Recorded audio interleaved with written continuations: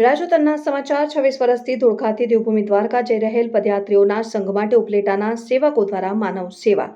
છેલ્લા 26 વર્ષથી અમદાવાદના ધોળકાથી દ્વારકા જઈ રહેલ પદયાત્રીઓના સંઘનું રાજકોટ જિલ્લાના ઉપલેટામાં આગમન થતા પથકમાંના સેવકો દ્વારા માનવતાભર્યું કાર્ય કરીને સંઘમાં ચાલીને જઈ રહેલા પદયાત્રીઓ માટે વિશેષ માનવ સેવા પૂરી પાડવામાં આવી છે. આ સેવાઓ અને સુવિધાઓથી સંઘમાં પણ આનંદની લાગણી જોવા મળી.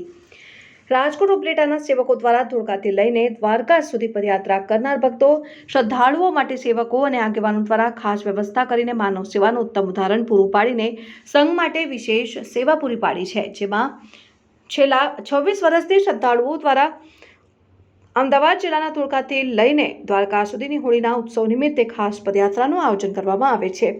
પદયાત્રાની અંદર બહોળી સંખ્યામાં ભક્તો, શ્રદ્ધાળુઓ ધોળકાથી લઈને દ્વારકા સુધીની પદયાત્રાઓ કરે છે અને આ યાત્રાની અંદર શ્રદ્ધાળુઓનું સંઘ દ્વારકા પહોંચીને ઉત્સવની ઉજવણી કરે છે. જેમાં આ વર્ષ 26મું વર્ષ હોય. ઉપલેટા ખાતે પદયાત્રીઓના સંઘની વિશેષ સેવા અને સુવિધાઓ પૂરી પાડવામાં આવે. અમદાવાદના ધોળકાથી શરૂ કરેલી પદયાત્રા રાજકોટ જિલ્લાના ઉપલેટા ખાતે આવી પહોંચતા ડુમિયાણી ગામ ખાતેના પટેલ સમાજ ખાતે બપોરના ઉતારાની વ્યવસ્થા રાખવામાં આવી હતી અને જ્યાં સંઘના સંચાલકો દ્વારા પદયાત્રીઓ માટે ભોજનની વ્યવસ્થા કરવામાં આવી હતી. જે બાદ રસ્તામાં જે રામજી કે ગ્રુપ દ્વારા પદયાત્રીઓ માટે ઉનાળાને ધ્યાને લઈને વરિયાળી શરબતની ખાસ વ્યવસ્થા કરવામાં આવી હતી. જે સેવા છેલ્લા 3 વર્ષથી કરવામાં આવે છે અને પદયાત્રીના સંઘ માટે રાત્રિ રોકાણની વ્યવસ્થા ઉપલેટાના નેશનલ હાઈવે ઉપર આવેલ ઈસરા પાટિયા પાસે પટેલ ઇન્ડસ્ટ્રીઝ ખાતે રાખવામાં આવી હતી. જેમાં આ સંઘ છેલ્લા 26 વર્ષથી અહીંયા ઉતારો અને રાત્રિ રોકાણ કરે છે. ઉપલેટા ખાતે રાત્રિના સંઘમાં સંચાલકો દ્વારા પદયાત્રીઓ માટે રાત્રિ ભોજન અને રાત્રિ રોકાણની વ્યવસ્થા રાખવામાં આવી હતી. આ પદયાત્રીઓ માટે ઉપલેટાના સેવાભાવી યુવકો દ્વારા છેલ્લા 3 વર્ષથી વિનામૂલ્યે પદયાત્રીઓ માટે દૂધની વ્યવસ્થા ઊભી કરવામાં આવી રહી છે.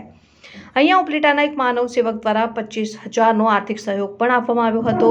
સંઘ છેલ્લા 26 વર્ષથી પદયાત્રા કરીને ભગવાન દ્વારકાધીશના દર્શન કરવા જાય છે અને હોળીના ઉત્સવની ધામધૂમપૂર્વક ઉજવણી કરે છે.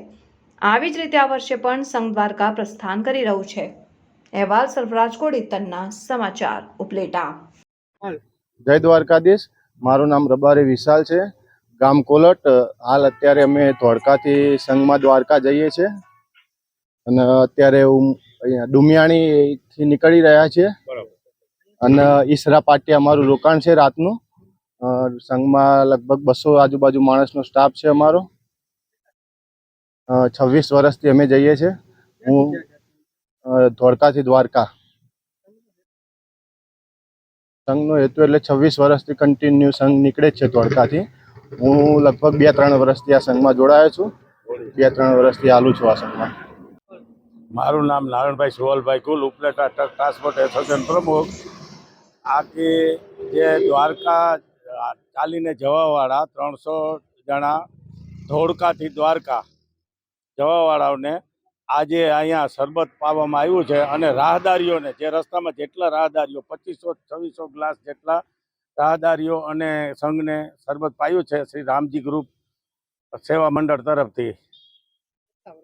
આ 3 વર્ષથી આ સેવા કરે છે.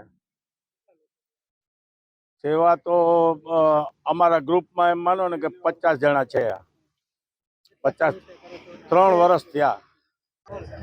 મારું નામ બારિયા રમેશ છે. હું ઉપલેટાનો રહેવાસી છું. અમે પગયાત્રાથી ધોળકાથી માણસ દ્વારકા લઈને જાય છે. એના માટે અમે વરિયાળી શરબત આજે રાખેલું હતું. 250 થી 300 માણસ હતા અને અમે ગ્રુપ સર્કલ તરફથી વરિયાળીનું શરબતનું આયોજન કરેલું હતું. તેથી 50 થી 40 માણસે અમે શરબત લોકોને પાયું અને કમસે કમ 2500 થી 2000 માણસને અમે શરબત વરિયાળીનું આજે પાયું પાનેરાના પેટ્રોલ પંપની સામે. અમે આ 3 વર્ષથી કરીએ છીએ. અમે 30-40 માણસ છીએ. જય દ્વારકાધીશ. મારું નામ રોહનભાઈ માલજીભાઈ રબારી, ગામ ધોળકા.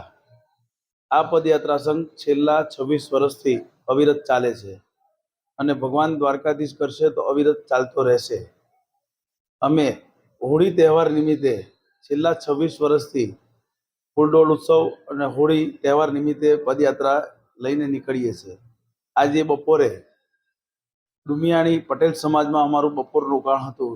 ત્યાં જમવાની વ્યવસ્થા, મિનરલ પાણીની વ્યવસ્થા અને બપોર વિરામની વ્યવસ્થા કરવામાં આવી હતી. ત્યારબાદ પટેલ ઇન્ડસ્ટ્રીઝ ઈસરા પાટિયા બપોરથી લઈને રાત્રિ રોકાણનું અમારું આયોજન અહીંયા છે.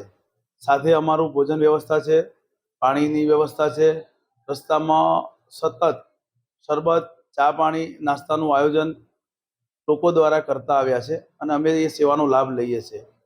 અમારું ગ્રુપ 15 થી 20 જણાનું છે, જે આ સેવામાં અમે કાર્યરત છીએ. ઓકે,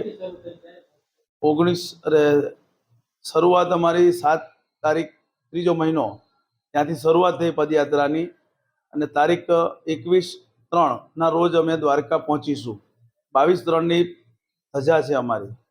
તે ધજા ચડાવી પ્રસાદ લઈ અને દરેક છૂટા પડીશું.